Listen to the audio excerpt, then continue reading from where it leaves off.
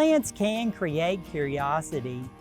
The Rankin County Master Gardeners have created the Garden of Curiosity at the Brandon Public Library in Brandon, Mississippi. Let's take a look at some of the plants growing in this garden. I love the Dwarf Mexican petunias in front of the garden sign mounted on a huge rock. Growing to about 6 to 12 inches tall, they are perfect for borders or container gardening. The plants produce abundant blooms from spring through fall. The blooms are trumpet-shaped in vibrant shades of purple. Their lance-shaped, dark green leaves provide a lush backdrop for the flowers.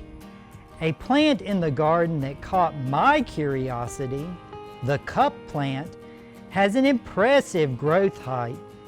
This plant can grow up to 8 feet tall, making it a bold addition to any garden. This striking native perennial is known for its bright yellow, sunflower-like blooms and distinctive cup-shaped leaves. Its large, serrated leaves form a cup where they join the stem, providing water for birds and insects. Cup plants bloom from midsummer to early fall, attracting bees, butterflies, and other pollinators with their rich nectar flowers. Flame Acanthus is another plant that caught my eye in the garden.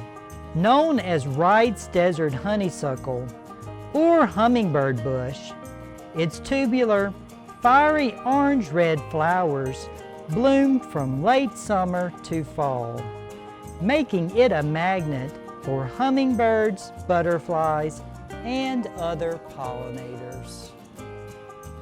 If you are ever in Brandon, Mississippi, you should stop by the Brandon Library and see the Garden of Curiosity.